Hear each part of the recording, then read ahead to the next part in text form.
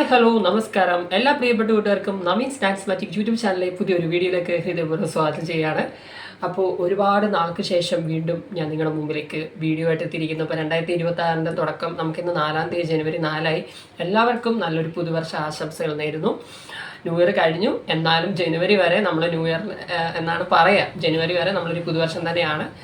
അപ്പോൾ എല്ലാവർക്കും നല്ലൊരു വർഷമായി തീരട്ടെ. 2025 എന്ന് പറയുമ്പം എനിക്കായാലും, എനിക്ക് മാത്രമാണോ നിങ്ങൾക്കും അങ്ങനെ ആയിരിക്കാം, ഒരുപാട് പ്രോബ്ലംസ് നമ്മൾ ഫേസ് ചെയ്യേണ്ടി വന്നിട്ടുണ്ട്. പ്രശ്നങ്ങൾ ജീവിതത്തിൽ, ജോലിപരമായിട്ടായാലും നമ്മുടെ ലൈഫിൽ ഓരോ പേഴ്സണൽ ഇഷ്യൂസൊക്കെ നമ്മൾ മാനേജ് ചെയ്യേണ്ടി വന്നിട്ടുണ്ട്. അപ്പോൾ അങ്ങനെ ഒരു പ്രശ്നം ഇനിയും 2026 വരാതിരിക്കട്ടെ. നമുക്ക് എല്ലാവർക്കും നല്ലൊരു വർഷമായി തീരട്ടെ എന്ന് ആദ്യം തന്നെ ആശംസിച്ചുകൊണ്ട് എല്ലാ പ്രിയപ്പെട്ട കൂട്ടുകാർക്കും നമ്മുടെ പുതിയ വീഡിയോയിലേക്ക് ഹൃദയപൂർവ്വം സ്വാഗതം ചെയ്യുന്നു. ഞാൻ നിങ്ങളുടെ സ്വന്തം നവനീത്. ഓക്കെ, എനിക്ക് കുറേ കാര്യങ്ങൾ ഇന്ന് ഈ വീഡിയോയിൽ ഷെയർ ചെയ്യാനുണ്ട്. പക്ഷേ ഞാൻ കുറച്ച് പ്രധാന കാര്യങ്ങൾ കൂടി ഇതിൽ ആഡ് ചെയ്യുന്നുണ്ട്. അതിൽ ഇമ്പോർട്ടൻ്റ് ആയിട്ട് എനിക്ക് പറയാനുള്ളത്, ഇത്രയും നാളത്തെ ഒരു വീഡിയോയുടെ ബ്രേക്കിന് കാരണം എന്താണെന്നാണ്. ഞാൻ ലാസ്റ്റ് ഒരു വീഡിയോ ഇട്ട് നിങ്ങൾക്കറിയാം, 8 മന്തോ 10 മന്ത് എന്തോ ആയിട്ടുണ്ട്. ഞാൻ ഹോസ്റ്റലിൽ നിന്നിട്ടൊരു വീഡിയോ ആയിരുന്നു ആദ്യം ചെയ്തത്. പിന്നെ ഇന്റേൺഷിപ്പ് എക്സ്പീരിയൻസ് എന്ന് പറഞ്ഞൊരു വീഡിയോ ഞാൻ നിങ്ങളുടെ മുമ്പിൽ അവതരിപ്പിച്ചിട്ടുണ്ടായിരുന്നു. ആ വീഡിയോയും ഏകദേശം ഇപ്പം എനിക്ക് തോന്നുന്നു കുറേ ആയിട്ടുണ്ട്, 10 മന്ത് ആയിട്ടുണ്ട് ഏകദേശം. എല്ലാ വീഡിയോ വെച്ച് നോക്കുമ്പം ഒരുപാട് നാളായി വീഡിയോ ചെയ്തിട്ടെന്ന് എനിക്ക് മനസ്സിലായി.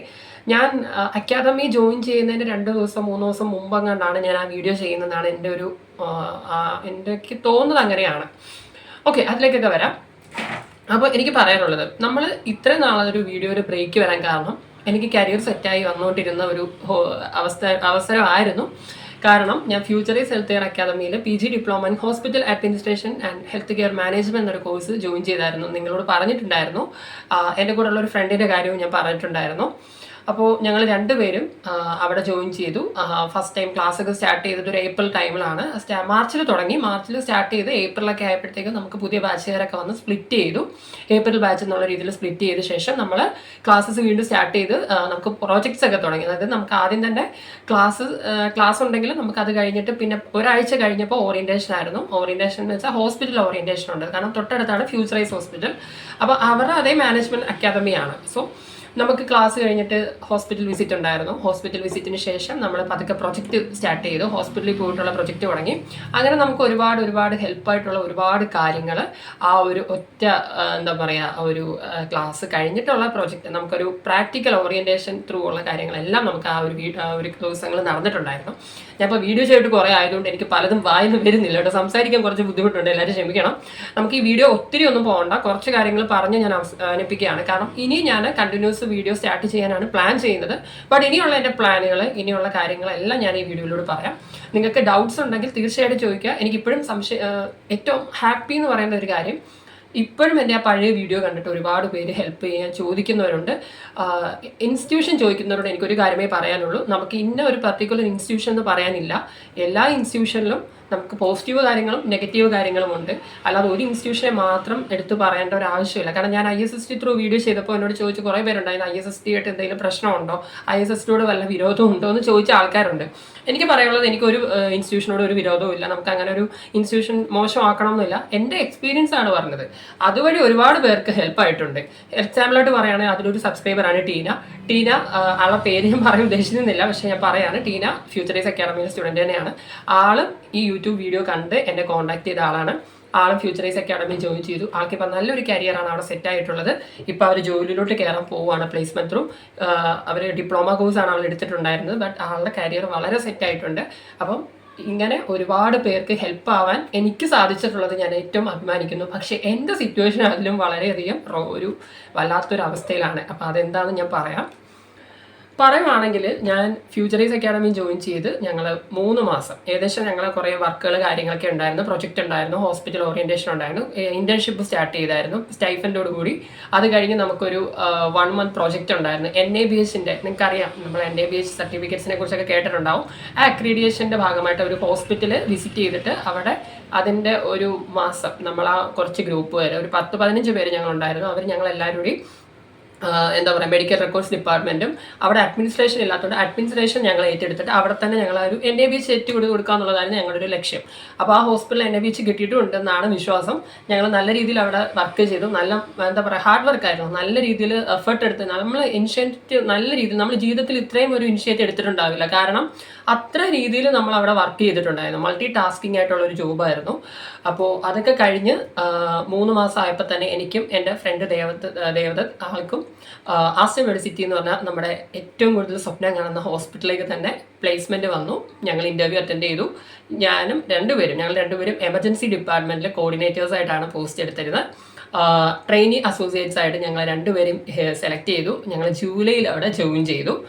ജൂലൈയിൽ ഞാൻ ജോയിൻ ചെയ്ത ശേഷം എനിക്ക് പിന്നെ ഞാൻ ആദ്യം വിചാരിച്ചു നമ്മൾ ഹോസ്റ്റലിലാണ്, അവിടെ നിന്ന് വീഡിയോ ഒക്കെ ഇടാൻ പറ്റുമെന്നൊക്കെ ഞാൻ പ്രതീക്ഷിച്ചു. പക്ഷേ അതൊന്നും നടന്നില്ല. കാരണം ഹോസ്റ്റലിൽ നമ്മൾ പുറത്തൊക്കെ ആണെങ്കിൽ നമുക്ക് വീഡിയോ എടുക്കാം, അകത്ത് എടുക്കാൻ പാടില്ല എന്നല്ല, വീഡിയോസൊക്കെ എടുക്കുന്ന ആൾക്കാരുണ്ട്. എന്ന് വെച്ചാൽ യൂട്യൂബിൽ ഇടാനല്ല, നോർമലി നമുക്കൊരു ഫംഗ്ഷനൊക്കെ വന്നു കഴിഞ്ഞാൽ വീഡിയോ എടുക്കുന്നുണ്ടോ ഫോട്ടോ എടുക്കുന്നുണ്ടോ ഒന്നും ഒരു പ്രശ്നമില്ല. പക്ഷേ നമ്മളൊരു സ്ഥാപനത്തിൽ വർക്ക് ചെയ്യുമ്പോൾ അതിൻ്റെ വീഡിയോസ് കിട്ടി നമ്മൾ അവിടുത്തെ സ്ഥാപനത്തെക്കുറിച്ച് കൂടുതൽ കാണിക്കാതിരിക്കുന്നതാണ് എപ്പോഴും നല്ലത്. പിന്നെ ചില ആൾക്കാർ ചെയ്യാറുണ്ട്, ഓരോരുത്തരുടെ ഓരോ ഒപ്പീനിയൻ ഓരോരുത്തരുടെ ഇഷ്ടമാണ്, നമുക്ക് അതിനകത്ത് പറയാനില്ല. അപ്പോൾ ഞാൻ ആ വീഡിയോസ് ചെയ്യണം എന്ന് ആദ്യം വിചാരിച്ചിട്ട് ഞാൻ പിന്നെ വേണ്ടാന്ന് വിചാരിക്കുമായിരുന്നു. കാരണം എനിക്ക് കുറച്ച് നാളുകൂടി അവിടെ നിന്ന് ഒരു കരിയർ ബിൽഡപ്പ് ചെയ്യുക എന്നുള്ളതാണ് എൻ്റെ ലക്ഷ്യം. അങ്ങനെ ഞാൻ 1 മന്ത് ആദ്യത്തെ ഒരു മാസമായപ്പോൾ തന്നെ വർക്ക് ഏകദേശം എന്താണെന്ന് മനസ്സിലായി. പക്ഷേ നമ്മൾ ഉദ്ദേശിക്കുന്ന ഒരു ജോലിയോ ഉദ്ദേശിക്കുന്ന ഒരു ഡിപ്പാർട്ട്മെൻറ്റോ ആയിരുന്നില്ല അത്. കാരണം നമ്മൾ നമ്മൾ അഡ്മിനിസ്ട്രേഷനിൽ നമ്മൾ പഠിക്കുന്ന കാര്യങ്ങൾ പലതാണ്. ഇപ്പം ഫ്യൂച്ചറൈസിൽ ഞാൻ ഇന്റേൺഷിപ്പ് ചെയ്തപ്പോൾ ഞാൻ പറഞ്ഞിട്ടുണ്ട് കോൾ സെന്ററിൽ വർക്ക് ചെയ്ത് അങ്ങനെയാണ് ചെയ്തിരുന്നത്. പക്ഷേ ഇതല്ല ശരിക്കും ഒരു ഹോസ്പിറ്റലിലെ വർക്ക് എന്ന് നമ്മൾ മനസ്സിലാക്കിയത് ഹോസ്റ്റലിൽ കയറിയ ശേഷമാണ്. എമർജൻസി ഡിപ്പാർട്ട്മെന്റ് നിങ്ങൾക്ക് അറിയാം, 24 hours കാഷ്വാലിറ്റി ആണ്. നല്ല rush, especially that's Aster hospital. നല്ല തിരക്കുള്ള നമ്മളൊരു മൾട്ടി സ്പെഷ്യാലിറ്റി ഹോസ്പിറ്റലാണ് ആസ്റ്റർ മെഡിസിറ്റി. കേരളത്തിൽ തന്നെ ഏറ്റവും നമ്പർ 1 ഹോസ്പിറ്റൽ തന്നെയാണെന്ന് നിങ്ങൾക്ക് അറിയാവുന്നതാണ്. അപ്പോൾ അവിടെ ജോലി കിട്ടി എന്നുള്ളത് ഏറ്റവും വലിയൊരു സന്തോഷമായിരുന്നു. ഞാൻ അതിൻ്റെ ഷോർട്ട് വീഡിയോസ് ഇട്ടിട്ടുണ്ടായിരുന്നു ഞങ്ങളുടെ അക്കാഡമിയുടെ ഒരു അഡ്വർടൈസ്മെൻറ്റ് പോലെ. പക്ഷേ ഞാൻ ആ വീഡിയോ ഒക്കെ റിമൂവ് ചെയ്തു, കാരണം കോപ്പിറൈറ്റ് ഉണ്ടായിരുന്നു. പിന്നെ എൻ്റേതായ ഒരു ഇഷ്ടക്കേട് ഉള്ളതുകൊണ്ട് ഞാനത് ഡിലീറ്റ് ചെയ്തതാണ്. അപ്പോൾ ആസ്റ്റർ മെഡിസിറ്റിയിൽ ജോയിൻ ചെയ്തത് ഒരു ജൂലൈയിൽ ജോയിൻ ചെയ്തു. ശരിക്കും പറയുവാണെങ്കിൽ എന്താ പറയുക, 1 മന്ത് ഒന്നും പഠിക്കാൻ പറ്റിയില്ല. 2 മന്ത് ആയപ്പോഴാണ് ഏകദേശം എല്ലാം പഠിച്ചെടുത്തത്. അവിടുത്തെ ഒരു പ്രൊസീജിയർ എന്താണെന്ന്. നമ്മളിപ്പം ഒരു റിസപ്ഷൻ ഇരുന്നിട്ട് പേഷ്യൻ്റ് വരുന്നു, രജിസ്റ്റർ ചെയ്യുന്നു, എന്താ പറയുക, നമ്മൾ അപ്പോയിൻമെൻറ്റ് ബുക്ക് ചെയ്ത് കൊടുക്കുന്നു. ഇതെല്ലാം നമ്മുടെ പൊതുവേ ഉള്ള ഒരു പ്രൊസീജിയർ എന്ന് പറയുന്നത്. പക്ഷേ നമ്മൾ എമർജൻസി ഡിപ്പാർട്ട്മെൻറ്റിൽ റിസപ്ഷനിൽ തന്നെയാണ് നമ്മൾ മാനേജ് ചെയ്യുന്നത്. റിസപ്ഷനിൽ ചെയ്യുന്നത് കാര്യം എന്ന് വെച്ചാൽ പുതിയൊരു പേഷ്യൻറ്റ് ED വരികയാണ്. ED എന്ന് പറയുന്നത് എമർജൻസി ഡിപ്പാർട്ട്മെന്റ് എന്നാണ്. നമ്മൾ ED എന്നാണ് ഹോസ്പിറ്റൽസിൽ EMR ഓർ ED ഇങ്ങനെയാണ് പറയുക. EMR അല്ല, ER ആൻഡ് ED ഈ രീതിയിലാണ് നമ്മൾ ഷോർട്ടായിട്ടാണ് സംസാരിക്കുക. ഓക്കെ, പേഷ്യൻസ് വരുമ്പോൾ നമ്മൾ എമർജൻസി എന്ന് പറയും. കാരണം അവർക്ക് ED എന്നൊന്നും പറഞ്ഞാൽ ചിലവർ പെട്ടെന്ന് മനസ്സിലാവില്ല. പക്ഷേ സ്ഥിരം വരുന്ന ആൾക്കാർക്ക് പെട്ടെന്ന് മനസ്സിലാവും. അതാണ് അതിൻ്റെ ഒരു വ്യത്യാസം. ഓക്കെ, അപ്പോൾ എന്താ പറയുക, EDയിൽ വരുന്ന പേഷ്യൻറ്റ് അവർ ആദ്യം വരുമ്പോൾ നമ്മൾ ചോദിക്കുന്നത് ഫസ്റ്റ് ടൈം ആണോ, നേരത്തെ OPയിൽ വിസിറ്റ് ചെയ്തിട്ടുണ്ടോ? ഇല്ല, ഒബ്വിയസ്ലി അവർ ഫസ്റ്റ് ടൈം ആണെന്ന് പറയുമ്പോൾ നമ്മൾ ഫോം ഫില്ല് ചെയ്ത് കൊടുക്കുക, നമ്മൾ രജിസ്ട്രേഷൻ ഫോം ഫില്ല് ചെയ്ത് കൊടുക്കുക. ആ ഫോം ഫില്ല് ചെയ്ത് കഴിഞ്ഞാൽ അവർ പിന്നെ നമ്മൾ എന്താ പറയുക, നമ്മൾ ആ ഒരു പരിപാടി കഴിഞ്ഞിട്ട് അവരോട് പൊക്കോളം പറയും. ഇപ്പം ഈവൻ എമർജൻസി കേസാണ്, വയറുവേദനയായിട്ട് തലവേദനയായിട്ട് വരുന്ന ആളാണ്, OP എല്ലാം ക്ലോസ്ഡ് ആയിരിക്കുമല്ലോ. കാരണം OP എന്ന് പറയുന്നത് നമുക്ക് ഈവനിങ് വരെ ഉണ്ടാകത്തുള്ളൂ. ഈ OPs കഴിഞ്ഞ് കഴിഞ്ഞാൽ നമ്മൾ ബാക്കി ടൈം എന്താ പറയുക, OP ഇല്ലാതെ ഡോക്ടേഴ്സ് എല്ലാം പോയി OP എല്ലാം കഴിഞ്ഞ് കഴിഞ്ഞാൽ പിന്നെ നിങ്ങൾക്കറിയാം നമ്മൾ കാഷ്വാലിറ്റിയിലാണ് എല്ലാവരും ഡിപ്പെൻഡ് ചെയ്യുന്നത്. എന്ത് അസുഖം വന്നാലും കാഷ്വാലിറ്റിയിലോട്ടേ വരത്തുള്ളൂ. കാരണം കാഷ്വാലിറ്റി മാത്രമേ അവൈലബിൾ ആയിട്ടുള്ളൂ. അപ്പോൾ കാഷ്വാലിറ്റിയിലേക്ക് വരുന്ന പേഷ്യൻ്റ് ആകുമ്പോൾ നമ്മൾ OPയിൽ വന്നതാണ് നമുക്ക് അറിയില്ല. അപ്പോൾ നമ്മൾ അവരുടെ പേര് ഡീറ്റെയിൽസ് ചെക്ക് ചെയ്യാൻ പറ്റില്ല. കാരണം അവരുടെ നമ്പേഴ്സും അവരുടെ ഡീറ്റെയിൽസും ഇല്ല, നമുക്കൊന്നും ചെയ്യാൻ പറ്റില്ല. അപ്പോൾ ആ വരുന്ന പേഷ്യൻറ്റിനോട് ഫസ്റ്റ് ടൈം ആണോ, നേരത്തെ കാണിച്ചിട്ടുണ്ടോ എന്ന് ചോദിക്കുക. അവർ ഡീറ്റെയിൽസ് എൻ്റർ ചെയ്ത് കൊടുക്കുക. അവർ ഫസ്റ്റ് ടൈം ആണെങ്കിൽ അവർ ആ ഫോം ഫില്ല് ചെയ്ത് കഴിഞ്ഞാൽ നമ്മൾ അത് ഡീറ്റെയിൽസ് എൻ്റർ ചെയ്ത് കൊടുക്കുക. ഇതാണ് അവിടെ ചെയ്യുന്ന കാര്യം. അതിനുശേഷമുള്ള പ്രൊസീജിയേഴ്സാണ് നിങ്ങൾ കേട്ടിട്ട് പോലും ഉണ്ടാവുമെന്ന് എനിക്ക് തോന്നുന്നില്ല. ഇതാണ് മെയിൻ ചെയ്യുന്നത്. നമ്മൾ രജിസ്റ്റർ ചെയ്ത പേഷ്യൻ്റെ ഡീറ്റെയിൽസ് എല്ലാം ആഡ് ചെയ്ത് കഴിയുമ്പം നമ്മൾ ED ആണോ ഫാസ്റ്റ് ട്രാക്ക് ആണോ എന്ന് ആദ്യമേ ചോദിക്കും. ED എന്താണെന്ന് വെച്ചാൽ കാഷ്വാലിറ്റിയിൽ, പ്രത്യേകിച്ച് എമർജൻസി ഡിപ്പാർട്ട്മെൻറ്റിൽ അഡ്മിറ്റ് ചെയ്യുന്ന ഒരു പേഷ്യൻറ്റ് ED ആയിട്ട് വരുവാണ്. ED fast track. ED എന്ന് പറയുമ്പോൾ നിങ്ങൾക്കറിയാം എമർജൻസി. ഫാസ്റ്റ് ട്രാക്ക് എന്ന് പറയുമ്പോൾ നമുക്ക് പെട്ടെന്നൊരു അസുഖം വന്ന്, ഒരു ചുമ, ഒരു പനി വന്ന് നമുക്ക് ട്രീറ്റ്മെൻറ്റ് കഴിഞ്ഞ് നമ്മൾ റിക്കവറായി അങ്ങനെ പോകുന്ന ഒരു ചെറിയൊരു നമ്മൾ അഡ്മിറ്റ് ചെയ്യുന്നതല്ല, നമ്മൾ ഒബ്സർവേഷൻ റൂം പോലെ വെക്കുന്ന ഒരു കാര്യമാണ് ഈ ഫാസ്റ്റ് ട്രാക്ക് എന്ന് പറയുന്നത്. അതും നമ്മുടെ കാഷ്വാലിറ്റിക്കകത്ത് തന്നെയാണ്. അപ്പോൾ രണ്ടായിട്ടാണ് തിരിച്ചിരിക്കുന്നത്. എമർജൻസി ഡിപ്പാർട്ട്മെന്റ് എന്ന് പറയുമ്പോൾ കുറച്ച് വലുതാണ്. അവിടെ നമ്മൾ പ്രയോറിറ്റി ബെഡ് ഉണ്ട്. പ്രയോറിറ്റി എന്ന് പറയുമ്പോൾ നിങ്ങൾക്ക് അറിയാം, ഫസ്റ്റ് പ്രയോറിറ്റി നമ്മൾ കൊടുക്കുന്ന, ഇപ്പം വലിയൊരു MLC കേസസ് വരുവാണെങ്കിൽ അത് നമ്മൾ പ്രയോറിറ്റി ബെഡിലോട്ടാണ് വിടുന്നത്. 5 ബെഡ് അവിടെ പ്രയോറിറ്റി ബെഡാണ്. പിന്നെ അതുകൂടാതെ ആക്ച്വലി എനിക്ക് തോന്നുന്നു പീഡിയാട്രിക് ബെഡും നമുക്ക് അവിടെ വരുന്നുണ്ട്. ഓക്കെ, അപ്പോൾ ടോട്ടൽ ബെഡ്സ് കാര്യങ്ങൾ കൗണ്ട് ഒന്നും ഞാൻ പറയുന്നില്ല. ഇത് മെയിൻ ആയിട്ടുള്ള ഒരു കാര്യം ഞാൻ പറഞ്ഞു എന്നുള്ളത്. കാരണം നിങ്ങൾക്ക് അത് പറയുമ്പോൾ നിങ്ങൾക്ക് അത് മനസ്സിലാവില്ല, മാത്രമല്ല അതൊരു ബോറാവും അത്രയും കാര്യങ്ങളൊക്കെ പറയുന്നത്. നമുക്ക് വരുന്ന വീഡിയോയിൽ ഹോസ്റ്റലിൽ നിന്ന് പഠിച്ച കാര്യങ്ങളൊക്കെ കുറേ പറയാനുണ്ട്. എനിക്കിനി കുറേ കാര്യങ്ങൾ നിങ്ങൾക്ക് ഇങ്ങനെ വീഡിയോ ചെയ്യാനുണ്ട്. ലൈവായിട്ട് വന്നിട്ട് നിങ്ങളുടെ ഹോസ്പിറ്റൽ അഡ്മിനിസ്ട്രേഷൻ ഡൗട്ട്സ് എന്നോട് ചോദിച്ചാൽ ഞാൻ ഡീറ്റെയിൽ ആയിട്ട് പറഞ്ഞുതരാം. അവൈലബിൾ ആയിട്ടുള്ള കാര്യങ്ങൾ, എനിക്കറിയാവുന്ന കാര്യങ്ങളൊക്കെ ഞാൻ നിങ്ങൾക്ക് പറഞ്ഞുതരാം കേട്ടോ. ഓക്കെ, അപ്പോൾ ED ചെയ്യുന്നു, ഫാസ്റ്റ് ട്രാക്ക് ചെയ്യണമെന്ന് ചോദിക്കുന്നു. നമുക്ക് പറയുവാണ് ED ചെയ്യാന്ന് പറയുമ്പോൾ നമ്മുടെ സിസ്റ്റത്തിൽ തന്നെ നമ്മൾ എടുത്തിട്ട് ഇന്ന ഡോക്ടർ, നമ്മൾ ഡോക്ടർ എന്ന് പറയുമ്പം ഇന്ന ഡോക്ടർ, കാഷ്വാലിറ്റിയിൽ ഒരു സ്പെഷ്യൽ ഡോക്ടർ ഉണ്ട്, അദ്ദേഹത്തിന് മാത്രമാണ്, നമ്മുടെ HOD കൂടിയാണ്, അദ്ദേഹത്തിന് മാത്രമാണ് നമ്മൾ ആ ടാഗ് ചെയ്ത് വിടേണ്ടത്. അപ്പോൾ അത് ED ആയി. ED എന്ന് പറയുമ്പോൾ അഡ്മിഷൻസ് എന്നുള്ള അതിൽ വന്ന് കിടക്കും. അങ്ങനെയാണ്. ഇപ്പം ഞാൻ ഇങ്ങനെയൊന്നും പറഞ്ഞിരുന്നില്ല, ഞാൻ പറഞ്ഞതാണ് ഇങ്ങനെയാണ് സംഭവം. ആ പേഷ്യൻ്റ് ED ആയി കഴിയുമ്പോൾ അവർക്ക് ഡോക്ടേഴ്സിന് ഓർഡേഴ്സ് ഇടാം. നമുക്ക് blood test, urine test, CBC RBC എല്ലാം ഉണ്ടല്ലോ, നമ്മുടെ കൗണ്ട്സ്, അങ്ങനെയുള്ള കാര്യങ്ങളെല്ലാം അവർക്ക് ടെസ്റ്റ് ആയിട്ട് ഇടാൻ പറ്റും. നമ്മളത് ED ഫാസ്റ്റ് ട്രാക്കോ ആക്കണം എന്നത് നിർബന്ധമാണ്. പക്ഷേ ഇതൊരു ചെറിയ പ്രോസസ്സ് അല്ല എന്ന് ഞാൻ ആദ്യമേ പറയാണ്. ED കഴിഞ്ഞാൽ ഫാസ്റ്റ് ട്രാക്ക് ആണോ, നമുക്ക് പലപ്പോഴും കൺഫ്യൂഷൻ വരും. ED ചെയ്യുമ്പോൾ ഫാസ്റ്റ് ട്രാക്ക് ചെയ്യാൻ പറയും, ഫാസ്റ്റ് ട്രാക്ക് ചെയ്യുമ്പോൾ ED ചെയ്യാൻ പറയും. നോർമലി ഒരു പ്രശ്നങ്ങളൊക്കെ ഉണ്ടാവാറുണ്ട്, പക്ഷേ വണ്ടർഫുൾ എക്സ്പീരിയൻസ് ആണ്. പിന്നെ നമുക്ക് അവിടെ പറയാനുള്ളത് IP അഡ്മിഷൻ കാണിക്കുക. അഡ്മിഷൻസ് ED ത്രൂ അഡ്മിഷൻസ് വരാറുണ്ട്, കാഷ്വാലിറ്റി ത്രൂ നമുക്ക് ഒരുപാട് അഡ്മിഷൻസ് വരും. കാഷ്വാലിറ്റിയിലെ അഡ്മിഷൻസ് മാത്രമല്ല, നമുക്ക് ഇവിടെ നിന്ന് OPയിലോട്ട് റെഫർ ചെയ്ത് പോകാനുള്ള അഡ്മിഷൻസും ഉണ്ട്. ICU അഡ്മിഷൻസ് ആണ് നമ്മൾ പ്രയോറിറ്റി കൂടുതൽ കൊടുക്കേണ്ടത്. അതിന് നമുക്ക് അഡ്മിഷൻ ഡെസ്ക് സെപ്പറേറ്റ് ഉണ്ട്, പക്ഷെ നൈറ്റ് കൂടുതലും IP അഡ്മിഷൻ ഡെസ്ക് ഇല്ലാത്തത് കൊണ്ട് ED ത്രൂ ആണ് എല്ലാ കാര്യങ്ങളും ചെയ്യുക. അപ്പോൾ ഞാനിത് ഡീറ്റെയിൽ ആയിട്ട് പറയാൻ പോയി കഴിഞ്ഞാൽ ഈ വീഡിയോ ഇന്നുകൊണ്ടൊന്നും തീരത്തില്ല, കാരണം അത് ഒരുപാട് പ്രോസസ്സ് ഉണ്ട്. നമ്മൾ ഒരു സമയത്ത് ഒരു 100 പരിപാടിയാണ് അവിടെ ചെയ്യുന്നത്. അതാണ് നമ്മൾ അതിനകത്തെ മെയിൻ കാര്യം.